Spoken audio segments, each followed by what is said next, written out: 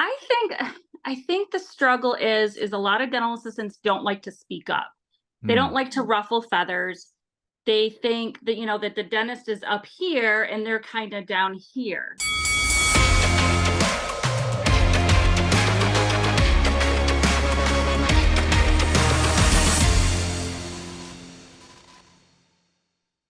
Hey, friends, I'm David Rice. I'm the chief editor here at DentistryIQ with another episode of Gloves Off and a great friend of mine. Hi, I'm Julie. I'm a dental assistant of many, many years. 2 years. I understand that. 32 to be exact. 32. Ooh, you've got me beat by 2 32. years. Oh, you're still young. You're still young. I wish. Smoke and mirrors, right? That's all we can do. Right. Yep. I love it. So listen, tell everybody a little bit about you, your experience, maybe why we're here, and then we'll just jump in. Um, well, I've been a dental assistant for 32 years. I started on the job trained at 18. And let me tell you, it was a different world back then, shall I say. Nowadays we have all this social media and help and guidance. And back then I was just all by myself. I had no network of people to help me. So I was in a practice for a long time as a dental assistant, became registered, certified, worked in my practice for many, many years, then became an educator. I currently teach a high school dental assisting program. It's a 2-year program. And I kind of dabble in social media to help other dental assistants and bring real life topics to social media to help the next dental assistant generation kind of grow and hone in on their skills and find their people. And because now with social media, we can always find our people and someone to help us out. So it's been great. I love that. So, speaking of helping people, I think what helps people is literally when you and I take the gloves off, just call the elephant out that's in the living room. And that is the problem or the gap between a lot of dental assistants and their dentists today. So, Mhm. what's the scoop? I think I think the struggle is a lot of dental assistants don't like to speak up. They don't Hmm. like to ruffle feathers. They think that that the dentist is up here and they're kind of down here at the bottom of the fish pool, which I don't think. I think it's equal. We all have something special to bring to the table. You have a degree in dentistry. I have a specialty in dental assisting. And we're supposed to work hand in hand and cohesive. And sometimes it doesn't happen like that. Either the dental assistant finds it difficult to work with the doctor finds it difficult to work with the dental assistant. And how do we make it better? How do we teach each other to better communicate? Because chairside is all about communication and getting through that procedure, but also for the success of the patient and the procedure you're doing. So I think it stems from a lack of communication, sometimes a lack of respect. You're in forums everywhere, and really speaking up about what needs to be better, how to be treated, and stuff that just makes it a cohesive environment.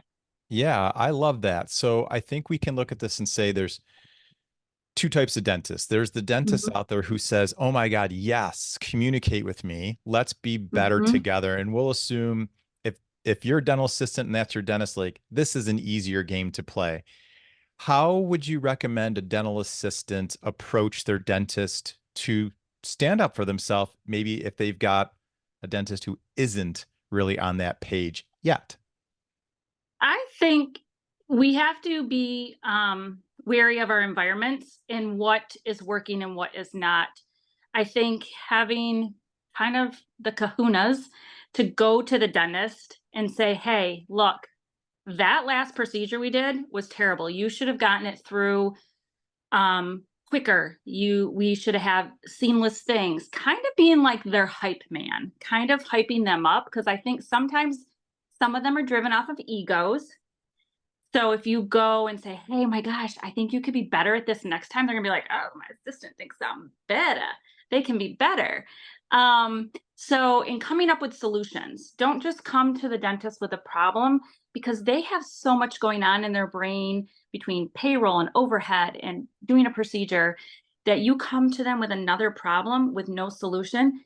It's going to be something, another weight on their shoulders. It's so um not inviting when you do that, when you lay out all your problems, but don't have any solutions.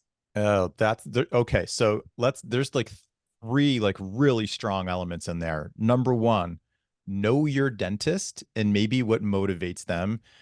Two, don't just Mhm. bring more problems, bring solutions.